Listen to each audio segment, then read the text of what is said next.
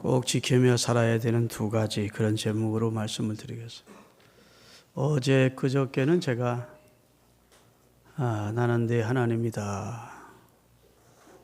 그러니까 두려워 말고 나 믿고 믿음으로 살아라. 그런 내용의 말씀을 전했고, 어제는 육체의 소욕을 따라 살지 말고 성령을 따라 행하는 성숙한 그리스도인이 되라. 아멘. 이게 뭐 사람의 결심이나 노력 가지고 의지 가지고 되는 게 아니고 오직 주의 영으로 되는데, 주의 영으로 강하게 주님의 영이 지원을 해주고 도와주시는 은혜를 경험하려면 말씀과 기도가 생활화돼야 된다. 이런 말씀을 드렸습니다. 2020년을 어떻게 살까요? 따라합시다. 2020 운동하며 살자. 2020을 생활 수칙으로 알고 살자고요. 그래서 피동적으로 수동적으로 교회 나와서 그냥 예배만 드리는 것으로 신앙생활을 자족하지 말고 내가 스스로 하나님께 나아가는 1대1로 하나님 말씀도 읽고 하나님께 내 진솔한 내 삶과 나의 소원을 하나님께 기도하고, 그럼 얼마나 그게 하나님과 밀접해지는 경험을 하는지 모릅니다. 튼튼하고. 믿습니까? 그런 생활을 않는 사람과 말씀 읽고 기도 생활을 늘 하는 사람은 엄청난 차이가 있어요. 하나님이 멀리 계신 것처럼 느껴지지 않고 늘 하나님이 내 곁에 나와 함께 하심을 경험하게 되고 기도 응답도 체험하게 되고, 할렐루야. 하나님과 촌수가 먼 관계가 아니라 정말 내 아버지고 나를 사랑하는 분이고를 체험한다고요. 어제 제 말씀 듣고 오늘 20분씩은 아니더라도 내가 말씀 읽고 나 혼자 하나님 앞에 기도하는 시간을 가졌습니다 하시는 분, 깜빡 잊었습니다 하시는 분들, 깜빡 잊었지만 한번 해보겠습니다 하시는 분들, 그럼 뭐야? 이것도 아니고 저것도 아니고 앞으로 나는 못합니다. 그렇게 하지 마시고 실천해 보십시오. 여러분의 신앙이 부쩍부쩍 성장하고 하나님을 사랑하는 마음이 점점 더 열정이 뜨거워지고 하나님이 나를 사랑한다는 것을 더 깊이 체감하는 은혜의 역사가 있을 줄로 믿습니다. 목사님은 했습니까? 했습니다. 교회 와서 좀 일찍 나와서 2층 사무실에 엎드려서 책상 성경 읽고 기도하고 내려왔더니 우리 다장님이 저 모임에 가자고, 오늘 장로 수련회가 있었거든요. 가자고 기다리고 있더라고요. 목사가 말해놓고 목사가 안 오면 안 되잖아. 그런데 만만치는 않더라고요. 20분씩 20분 하는 게. 그렇지만 여러분, 그게 길면 5분이라도 진솔하게 찬절하게 해보시라고요. 그래서 이번 집회에 참석한 모든 분들은 2020 운동에 다 참여를 하시고, 또 그에 참여 못하는 부흥에 참석 안 했다는 분들에게도 참 좋더라, 내가 해보니까 좋더라 하고 성도들에게 동참을 시킬 수 있기를 주의 이름으로 축원합니다. 이 두 가지만은 꼭 지키며 살아야 된다, 그런 주제의 말씀을 좀 드리고 싶어서 꼭 지키며 살아야 되는 두 가지, 이런 말씀을 드리려고 그래요. 여러분, 제가 말씀드리는 이 두 가지만 여러분이 철칙으로 알고 지키면 오늘 이 말씀도 참 복된 말씀이고 여러분의 신앙을 한 단계 업그레이드 시켜줄 줄로 믿습니다. 이 두 가지만 지키면 내 인생도 복될 것이고 내 가정도 복될 것이고 내가 섬기는 교회나 내 생애가 복될 거예요. 그 첫 번째는 마음입니다. 마음. 여러분, 마음이 어디 있죠?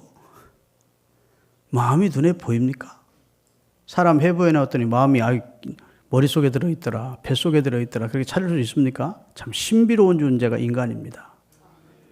하나님이 흙으로 사람을 지으시고 생기를 불어넣으셨는데 그건 영적인 생기이기 때문에 우리 육안으로 식별이 안 돼요. 근데 육체가 무너지면 그 우리 속에 있던 마음, 그 영혼의 좌소, 영혼이 어디에 깃들어 있느냐? 마음에 깃들어 있대요. 그래서 신학적으로 따라합시다. 영혼의 좌소는 마음이다. 마음이 눈으로는 안 보이는데 사람에게는 다 마음이 있어요. 그렇죠? 다 마음이 있어요. 슬픈 마음이 있고 기쁜 마음이 있고 옳다 생각하는 마음이 있고 그러다 생각하는 마음이 있고 이거 뭐 사리분별하는 마음이 있다고요. 이거 마음을 지키래요. 잠언 4장 24절 3절입니다. 너무 잘 아는 내용이죠. 무릇 지킬 만한 것보다 더욱 내 마음을 지키라. 사람의 생명의 근원이 여기서 난다. 무릇 지킬 만한 것보다 그 말은 지켜야 될 것이 많지만 재산도 지켜야 되고 건강도 지켜야 되고 자녀도 지켜야 되고 지켜야 될 게 많지만 더욱 마음 지키는 게 중요하다. 왜냐하면 생명의 근원이 사람 마음에 있기 때문이다. 마음 잘못 먹으면 망하는 거고 마음이 중요한 거예요. 마음. 그래서 축복을 받느냐 저주를 받느냐 올바르게 사느냐 탈선해서 사느냐 이게 다 마음에서 나온다고요. 죽고 사는 것이 마음에 달려있대요. 그러니까 여러분이 가지고 있는 마음이 눈에 보이지 않지만 그 마음을 지켜야 된대요. 할렐루야. 이 사람의 마음이 우리 인생 그 사람의 존재의 중심이라고요. 따라 내 존재의 중심은 마음이다. 육체가 아니에요. 육체는 내가 늘 말씀드리지만 콜라병과 같고 그 안에 들어있는 액체, 검정 액체가 콜라이듯이 여러분과 제가 여러분이 보는 저는 제 육체지 김철중이가 아니라고요. 제 안에 있는 내 마음이 나라는 겁니다.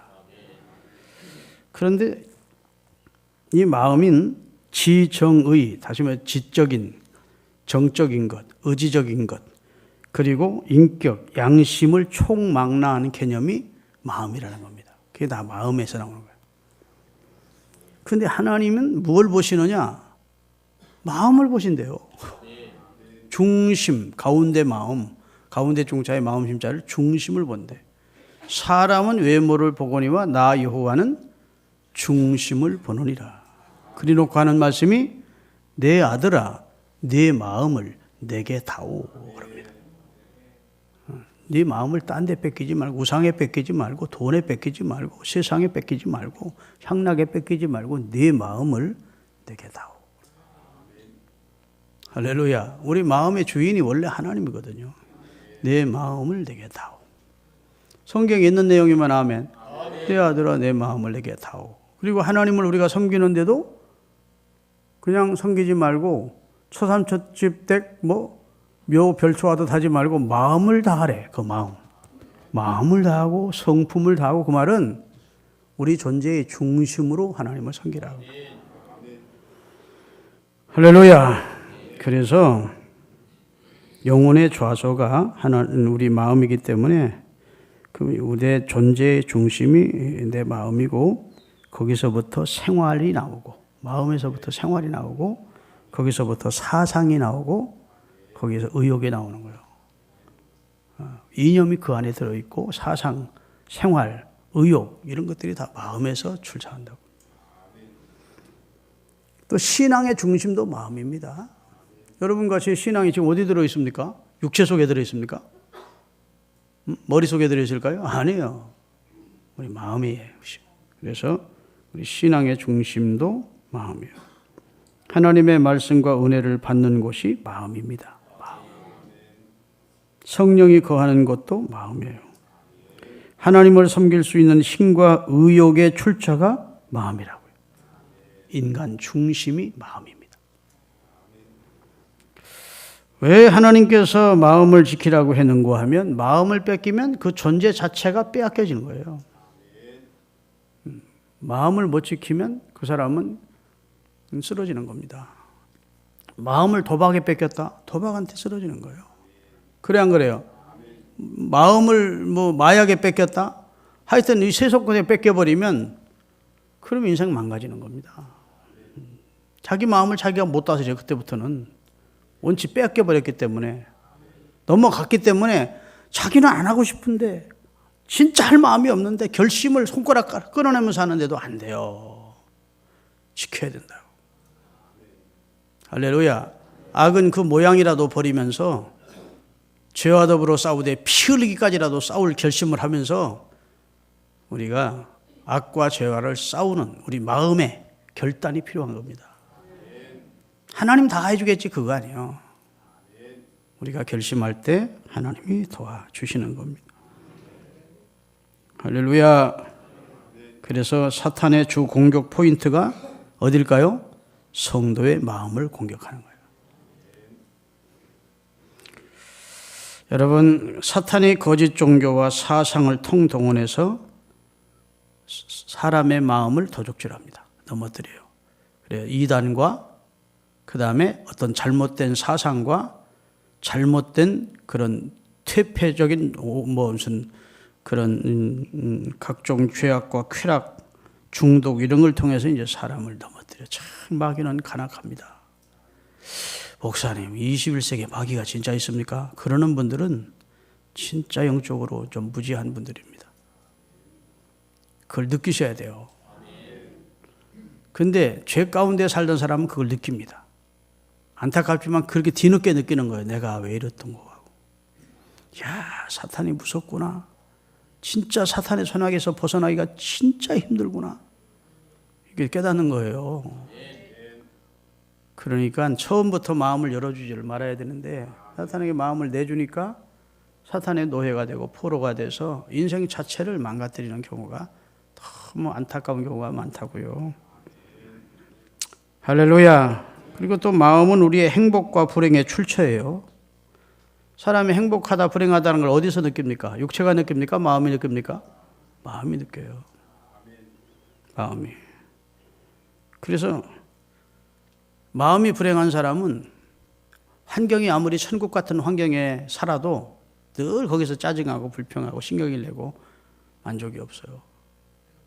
근데 마음이 행복한 사람은 조금 악조건 속에 살아도 거기서 찬송도 부르고 콧노래도 부르면서 천국을 만들어 가요. 그런 걸 보면 환경이 그 사람의 마음에 행복 불행을 주는 게 아니고 중요한 것은 그 사람의 존재의 중심인 마음에 행복이 있으면 행복을 만들어가는 것이고 마음이 불행하면 아무리 좋은 곳에 갖다 놔도 불행을 만들어가는 거예요. 믿습니까? 그러니까 심리학자인 리처드 칼슨이라는 사람은 누구나 행복한 존재로 살도록 하나님께로부터 지음을 받았는데 부정적으로 회의적으로 인간이 자꾸 기운다는 겁니다.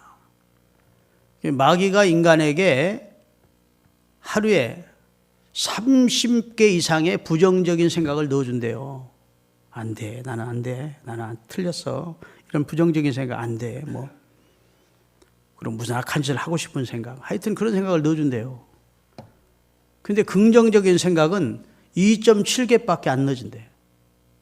그건 뭐 마귀가 넣어주는 건 아니지만 그런 우리 속에 떠오르는 긍정적인 상관 3개도 안 되고 부정적인 그런 암시가 인간에게 더 많이 온다는 겁니다. 그래서 인간은 그대로 놔두면 언제나 악으로 기울고 어두움 쪽으로 기울 수밖에 없는 존재라는 거예요. 본인이 결단을 하고 본인의 마음을 지키지 않으면 스스로가 나는 긍정적인 쪽으로 살 거야. 이런 결단과 함께 노력하지 않으면 인간은 그냥 놔두면 다 어두움 쪽으로 부정적인 쪽으로 기운다는 겁니다. 그렇게 돼 있대요, 세상이. 우리 머리 구조가 그렇게 돼 있다고요. 타락한 이후에 우리 머리 구조가 잘못된 거예요. 아멘. 그래서 자기 자신의 마음을 컨트롤 하지 못하면 불행할 수밖에 없는, 탈선할 수밖에 없고 죄질 수밖에 없는 것입니다. 이런 부정적인 마음을 여러분 마음에서 발본색원 뿌리째 뽑아버릴 수 있기를 바랍니다. 시편 4편 7절을 띄우겠습니다. 주께서 내 마음에 두신 기쁨은 저희의 곡식과 새 포도주의 풍성할 것보다 더하니이다. 이게 시인의 고백인데 주님께서 내 마음에 두신 기쁨은 세상 것이 아무리 많고 막 저금 통장에 수십억 저금해놓고 그 다음에 막 늘 새 포도주를 먹는 것보다 더 좋더라는 거예요. 하나님이 주신 기쁨이 최고다라는 겁니다. 행복의 원천이 하나님이라고요. 하나님. 신명기 33장 29절입니다. 자, 이스라엘아 너는 행복자로다. 여호와의 구원을 너같이 얻은 백성이 누구뇨? 그는 너를 돕는 방패시여 너의 영광의 칼이시라. 내 대적이 네게 복종하리니 네가 그들을 높은 곳을. 너는 행복자야. 너는 내 택한 아들이고 딸이야. 너는 구원받은 자야. 너는 영생 얻은 자야. 할렐루야. 나는 내 하나님이야. 이렇게 우리에게 우리 자신의 정체를 알라고, 우리 자신에 대한 정체성에 대한 그 확보를 하게 하고 있어. 하나님은 너는 그리스도인인 너는 행복자다 이렇게 말씀하셨어요. 할렐루야. 그 다음에 마음이라고 하는 것이 건강에도 큰 영향을 줍니다. 건강이. 그래서 마음과 육체가 별개가 아니고 상관관계가 있다는 것은 올해 현대의학이 다 밝혀낸 겁니다. 사람의 질병의 70%가 시민성 질병이래요. 마음에서 오는 병이래요. 그래서 마음이 아주 막 속이 상한다든지 막 걱정거리가 많다든지 하면 소화도 안 되고 신경이 막 잠도 잘 안 오고 이런 모든 것이 누적돼서 결국은 시민성 질병이 되는 겁니다. 그게 암도 되는 것이고 뭐 각종 사람이 건강하고 기뻐야 그냥 뭐 소화도 잘 되고 모든 나쁜 세균이나 이런 것들이 막 다 배설될 텐데 뭐 근심하고 있으면 이 작동을 제대로 못 하는 거예요. 그러니까 건강하기를 원하시면 마음 지키십시다. 마음을 어떻게? 하나님이 주신 기쁜 마음으로. 할렐루야. 하나님의 구원에 감격하는 마음으로 하나님의 뜻을 살고자 하는 그런 정직하고 그리고 사랑하는 마음으로 우리 마음을 지켜야 된다고요. 어떤 마음으로 사느냐가 건강을 좌우한다는 거예요. 믿습니까? 건강한 마음은 가지고 있으면 병을 치료하는데도 급속하다는 겁니다. 그런데 마음이 무너지고 스스로 자포자기한 사람은 나는 난 이 병을 못 고쳐 그러고 자포자기한 사람은 백약이 무효라는 거예요. 별로 의미가 없다는 겁니다. 신경학자였던 티투스 불이라고 하는 사람은 환자가 치료가 될 때 따라합시다. 세포 속에서 치료를 돕는 역할을 마음이 하더라. 그래서 막 치료를 돕기 위해서 어떤 치료까지 합니까? 웃음 치료라는 것이 있어요. 막 웃게 하는 거예요. 억지로라도 하하하하 웃게 하면 엔돌핀이 나오고 치료가 도움이 되더라는 거예요. 기뻐하고 긍정적이면 이 세포가 치료 활동을 할 때 마음이 그걸 집중적으로 도와서 치료가 빠르게 하더라는 것이 신경학자의 연구 결과니까 믿으십시오. 나는 동의합니다. 그럴 거다 싶어요. 할렐루야. 잠언 17장 22절입니다. 마음의 즐거움은 보약이라도 그 말이에요. 보약이라도 심령의 근심은 뼈를 마르게 하는 근심이 그렇게 나쁘다는 거예요. 잠언 18장 14절. 오늘 좀 성경을 많이 띄울게요. 사람의 심령은 그 병을 능히 이기게 하려니와 심령이 무너져 버리면 누가 그 병에서 일으킬 수 있느냐. 심령이 건강하면 병도 능히 이길 수 있대. 심령이 무너져 버리면 병 못 고친대. 야, 지금 현대의학자들이 말하는 것을 성경은 지금부터 수천 년 전에 하나님은 말씀해 놓고 있는 거예요. 잠언 16장 32절. 노하기를 더디하는 자는 용사보다 낫고 자기 마음을 다스리는 자는 성을 빼앗는 자보다 낫다. 노하지 말아야 된다. 노하면 건강에 결정적인 해가 되고 마음도 무너져 버리고. 믿습니까? 분노가 가하는 일격이 자기 자신을 파괴한다는 거예요. 분노. 이게 파괴적인 에너지입니다. 저도 당회를 하다가 그냥 그런 일 없었는데 엊그저께 정식 당회 하다가 얼마나 화가 나는지 막 화를 냈어. 그리고 하나님 앞에 죄송하다고 기도했습니다. 끝까지 온유함을 잃지 말아야 되는데. 그랬더니 집에 오는 데까지 소화가 이게 모든 것이 기능이 다 정지된 거예요. 손발이 차리차고 우리 당신 왜 이렇게 손이 차? 우리 집사람은 뭐 내용도 몰라가지고 왜 그런 거야? 이 심장도 제대로 안 뛰는 것 같고 모든 장이 마비가 된 것 같아요. 차디찬 거야. 나는 생전 처음 경험했습니다. 하나님이 화내는 것이 얼마나 나쁜지를 처음 목사인데니까 한번 경험해봐라 그랬던가 봐. 그런데 화를 자주 내는 사람들은 얼마나 나쁠 거야. 어? 여러분 웬만하면 화내지 말고 살아야 되겠어. 내가 화 한번 내보니까 백해무익한 거야. 오늘 노하기를 더디하는 자는 장군보다 낫고 자기 마음을 다스리는 자는 성을 빼앗는 그런 장군보다 더 낫다는 거예요. 할렐루야. 우리가 마음 다스려야 되는데 시기하는 마음 다스리고 조급한 마음 다스리고 특별히 마음에 욕심을 뿌리쳐야 돼요. 우리 마음에 참 뿌리치기 힘든 것이 욕심입니다. 다양한 모습의 욕심이 우리 속에 발동을 해요. 재물에 대한 욕심, 이성에 대한 욕심, 명예에 대한 욕심, 향락에 대한 욕심. 그 욕심이 잉태되면, 잉태라는 것은 씨앗이, 생명의 씨앗이 잉태가 되면 그것이 죄를 낳고 죄가 자라면 사망을 낳는데.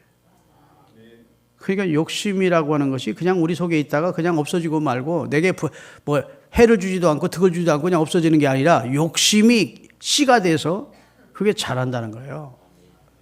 결국은 네게 치명적인 해를 주게 된다. 사망에 이르게 된다. 이렇게까지 하나님이 경고하셨다고.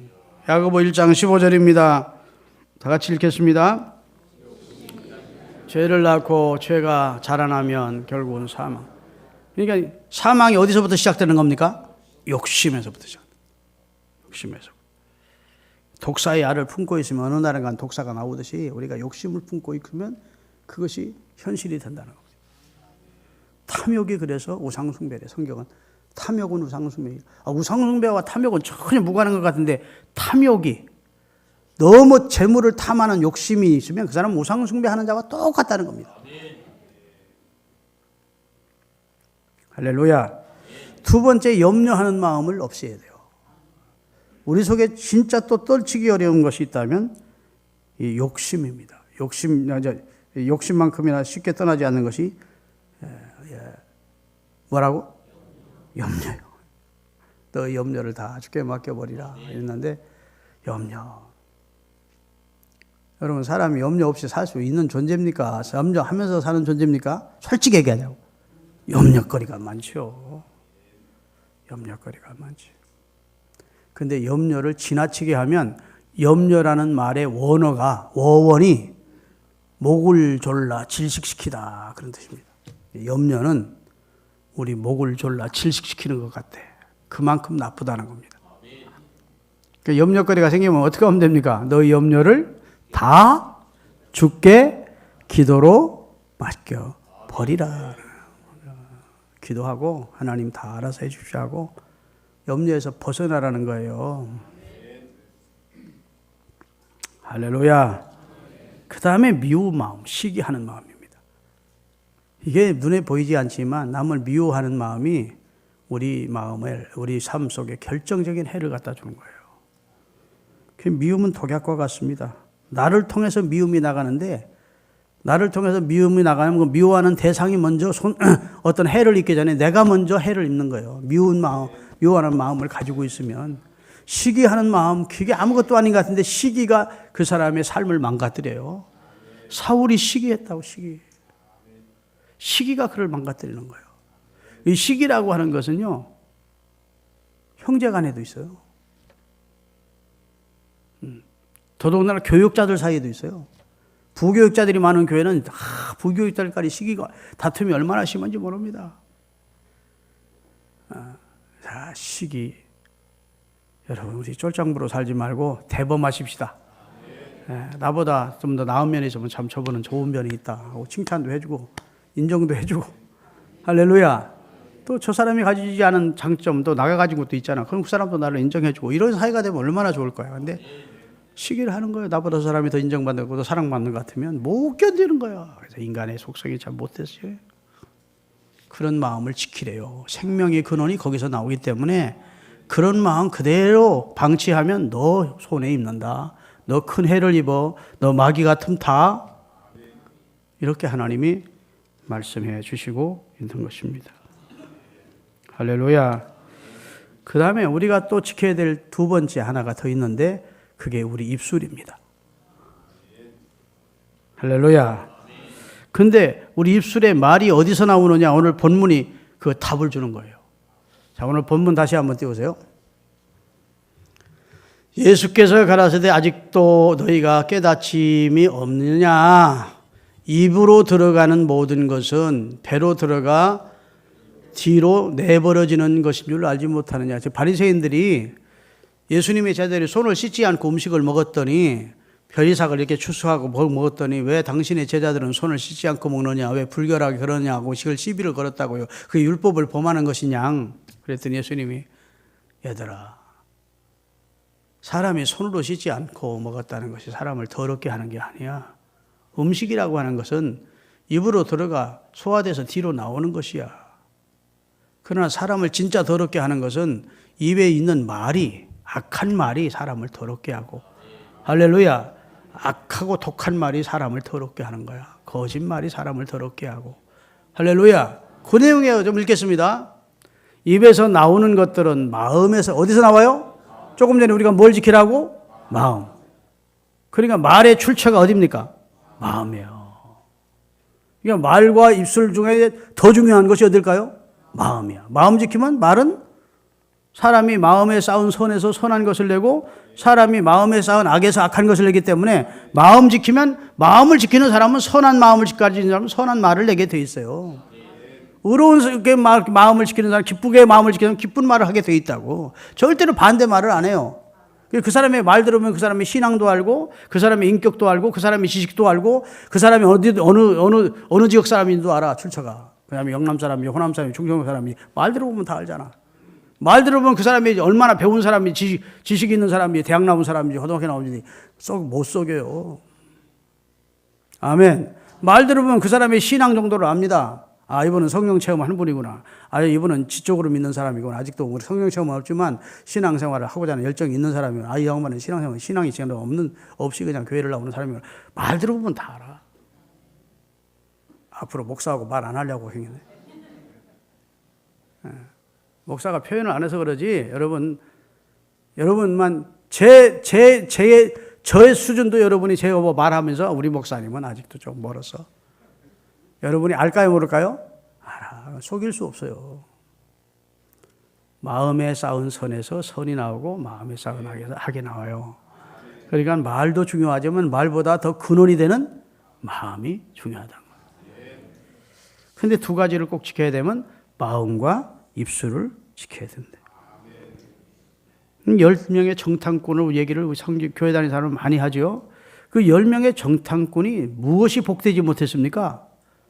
입술이 복되지를 못했어요. 그 땅은 우리를 삼키는 땅이고 그 땅을 악평했대. 하나님이 주신 땅을 악평한 거예요. 들어갈 수 없다는 거예요. 우리를 삼키는 땅이고 그들이 우리를 보면 우리는 메뚜기 같을 거다. 말이, 믿음이 하나 그 속에 1%도 하나님을 향한 믿음이 안 들어가 있는 거예요. 그래요, 안 그래요? 아니, 0.1%라도 하나님 자를 한마디라도 해야 되는데 하나님 말은 하나도 없어. 현실을 얘기하는데 틀린 말은 아닌데 하나님이 원하시는 믿음의 고백이 없어. 믿음으로 시인을 안 해요. 여러분과 제가 하루에도 여러 말을 하는데 여러분의 제 말을 하나님이 들으십니다. 그런데 김철중 목사 너 진짜 믿음 없다. 네게서 1%도 믿음 있는 말을 찾아볼 수가 없어. 그러면 저는 불행한 거예요. 아멘. 그런데 너 믿음 있구나. 이렇게 하나님이 내 말을 통해서 하나님이 인정하시고 내 말을 기뻐하시면 내가 얼마나 하나님이 기뻐하시는 목사가 되겠습니까? 말이 그렇게 중요하다고요. 잠언 18장 20절에서 21절입니다. 마음에서 나오는, 사람은 입에서 나오는 열매로 하여 배가 부르게 되나니 곧 그 입술에서 나는 것으로 인하여. 사람이 입술을 말한 대로 된대. 입술에서 나오는 대로 복록을 누린대요. 입술에서 나오는 대로 배가 부르게 된대. 그러니까 말이 씨가 된다는 말입니다. 말이라고 하는 거 딱 뱉어놓으면 없어지는 게 아니고 그게 씨가 된다는 거예요. 씨가. 그 씨가 자라고 그래서 말한 것이 현실로 다가온다는 거예요. 말을 던져놓으면 그것이 굴레가 된대요. 그래서 나를 감싸는 거예요. 말이 그대로 되는 거예요. 여러분 요즘 피그말리온 현상이라고 하는 인터넷에 들어가보면 젊은 아이들이 많이 이 인기 검색하는 내용이 있어요. 따라합시다. 피그말리온 현상. 이게 피그말리온 현상이라는 말은 심리학적으로 내 운명을 내가 말하는 대로 되더라 하는 겁니다. 성경은 좀 벗어난 얘기지만 이상하게 말이라고 하는 것은 말해놓으면 그대로 되는 경우가 많더라는 피그말리온 현상을 이야기하고 있는 거예요. 다시 말해 난 이런 사람이 된다. 난 이런 사람이 된다 하는 사람은 결국은 그런 사람이 되더라는 겁니다. 난 틀렸어. 난 안 돼. 난 못해. 이런 사람은 결국은 실패자가 되더라는 거예요. 이게 이제 불신자들도 얘기하는 말이 씨가 된다는 피그말리온 현상을 이야기하는 겁니다. 이상하게 사람은 말을 뱉어놓으면 그대로 되더라는 거예요.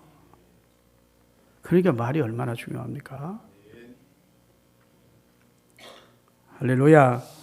여러분, 여러분의 말이 여러분의 중추신경과 여러분의 앞날을 다 주관한대요.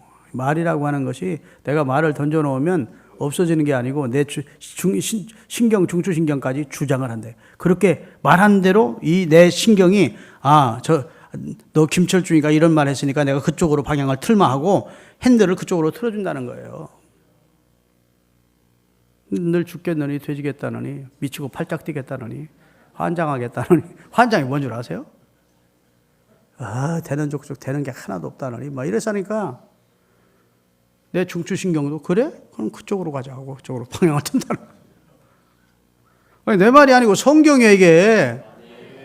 이게 잠언을 보면요 마음과 말의 입술의 중요성을 얼마나 강조하는지 모릅니다. 할렐루야. 여러분 교회 시험의 출처가 어디입니까? 말에서 시험이 시작돼. 가정의 불행이나 가정이 깨지는 경우가 어디서 시작됩니까? 말에서 시작돼요. 말. 가정의 행복이 어디서 옵니까? 서로 말을 따뜻하게 하고 서로 배려해 주는 말을 하고 사랑하는 말을 하면 행복이 오는 거예요. 교회도 말이 은혜로운 교회는 부흥되고 평안합니다. 그래서 말이 거친 사람, 말이 할례를 받지 못한 사람은 지금은 신앙생활 잘하는 사람 같아도 언젠가 이 사람은 교회에 문제를 일으킬 사람이야. 조심해야 됩니다. 목사는 그걸 주의해 보는 거예요. 지금은 신앙생활 잘하는데 말이 거칠어. 말이 할례를 못 받았어. 다시 말해서 이사의 입술을 찢어달라고 했듯이 성령의 산쇠로 입술이 찢어져야 되는데 막 생각나는 대로 화나면 막 하고 믿음 없는 막 접어다니면 이 사람은 언제든지 시험이 될 가능성이 있다. 이 사람은 언제든지 교회를 떠날 가능성도 있다. 그런 거예요. 이해되십니까? 교회에 득이 될 사람이 아니고 잘못하면 시험 들면 지금은 좋지만 시험 들면 교회에 결정적으로 해가 될 사람이다. 그게 어디서 나오느냐? 말에서 나오는 거예요. 말. 그 사람, 말은 그 사람의 인격이 담겨 있고 할렐루야. 그 사람의 성품이 담겨 있고 그 사람의 신앙이 담겨 있어요. 그렇게 중요한 게 말입니다. 변호사처럼 말 잘하는 말이 아니고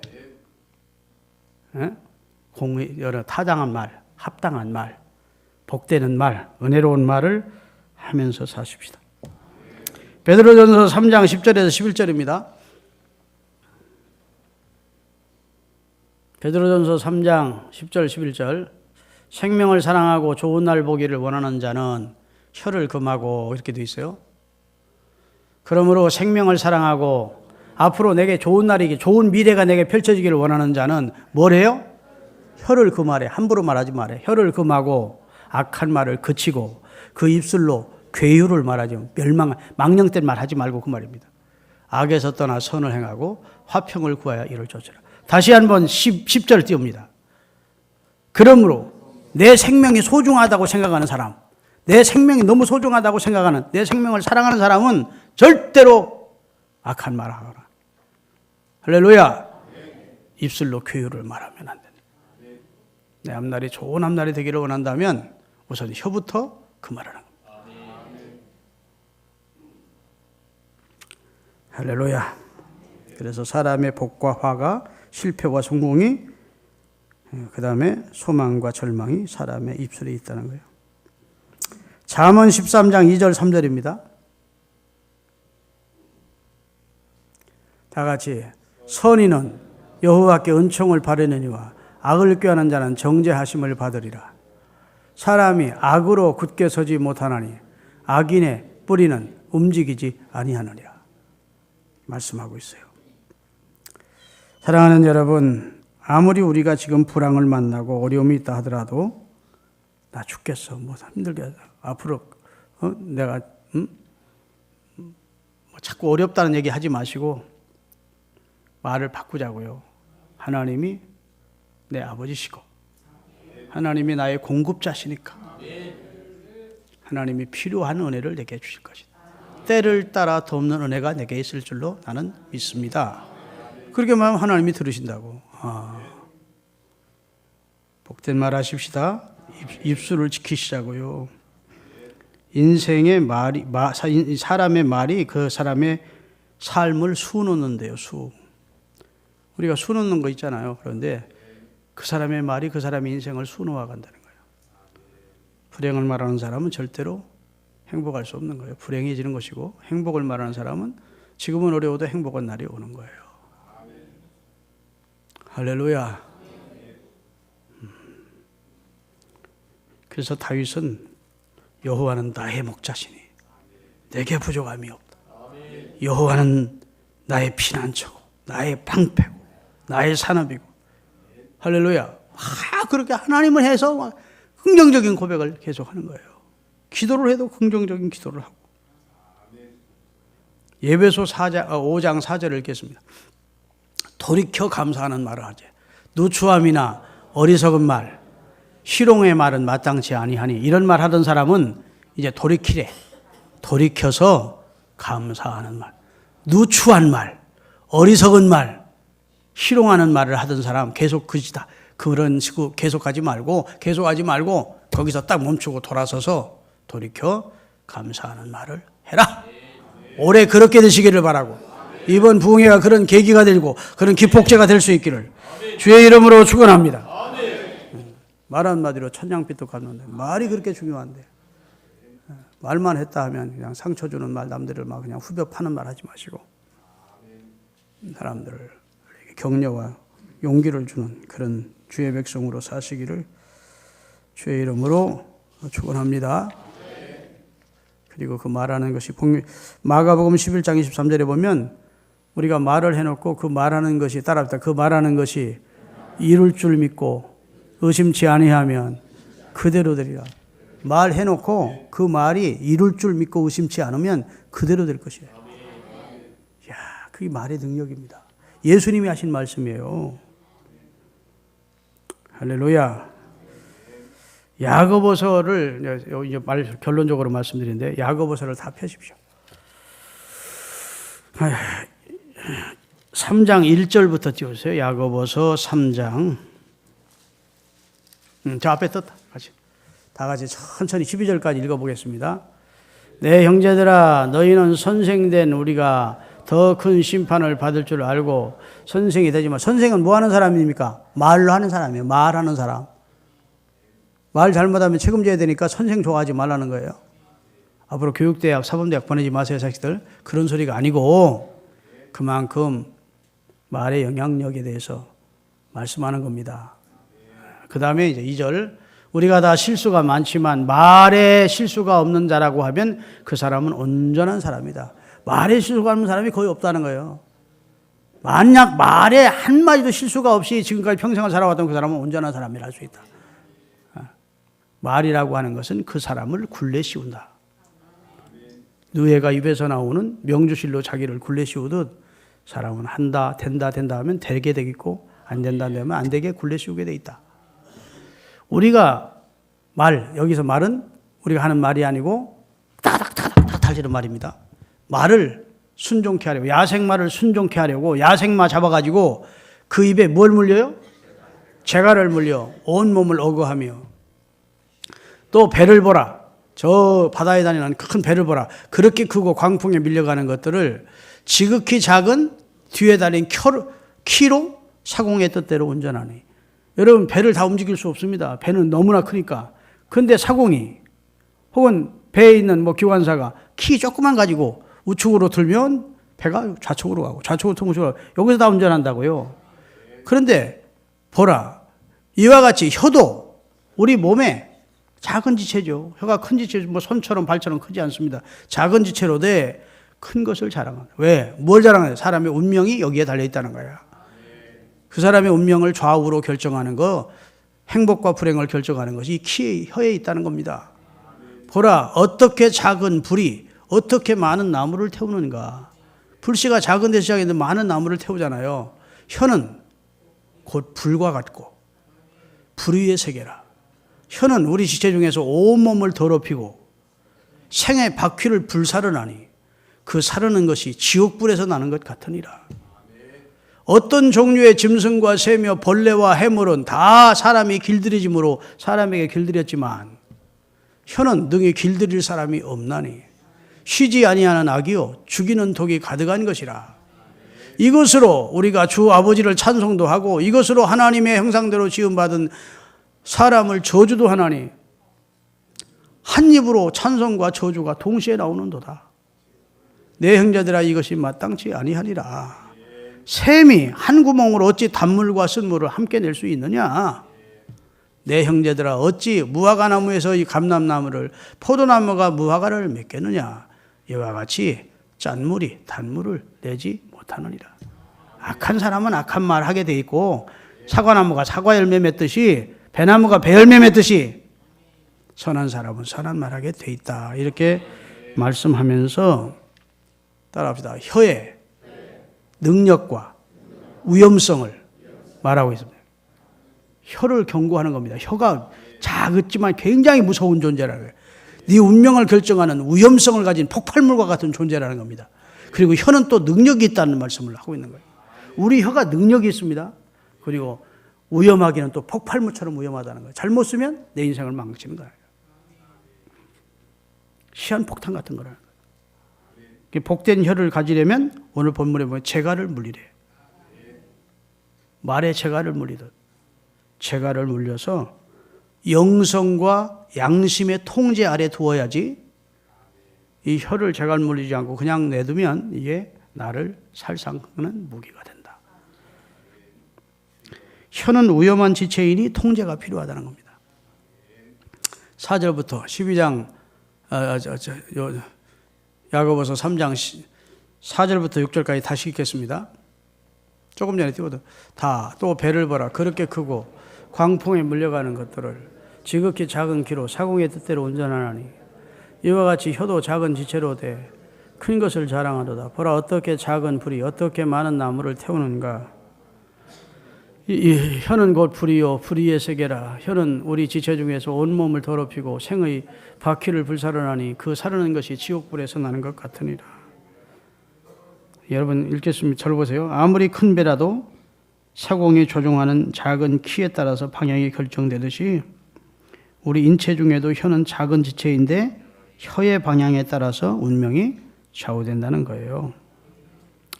몇 개월 전에 우리나라에 강원도 큰 산불이 일어났습니다. 아직도 복구가 안 된 상태예요. 정부에서 보상해서 복구하겠다 하는데 아직 보상이 제대로 이루어지지 않고 있는, 아직도 계산만 하고 있고 뭐 주판을 들고 있지. 강원도 사람들이 참 무던한 사람들이야. 다른 지역 같으면 막 굉장할 텐데 그냥 보상하기를 좀 기다려주고 있는 입장이에요. 하여튼 그쪽 산불이 지나간 곳을 보면 뭐 집, 뭐 헛간, 뭐 기계, 차 다 탔어. 우리 총회에서도 구제연금을 해서 교회 탔던 곳은 지금 총회에서 지원해줘서 다시 교회는 건설하고 그랬지만, 여하튼 불이 어디서 시작된 겁니까? 전신주에 작은 불꽃이 시작된 거예요. 그때 빨리 잡고 껐더라면 그런 재난이 없을 텐데 기회를 놓친 거예요. 그렇죠? 그리 막 바람을 타고 번지니까 그냥 막 삼켜버리는 것이지. 너무 안타깝잖아요. 그때 불꽃이 튀었을 때, 번지기 전에 조금 번졌을 때, 그때 그것을 껐더라면 수많은 사람이 아파하고 고통스러워하고 죽고 그러지 않았을 텐데. 그렇잖아요. 혀가 그렇다는 겁니다.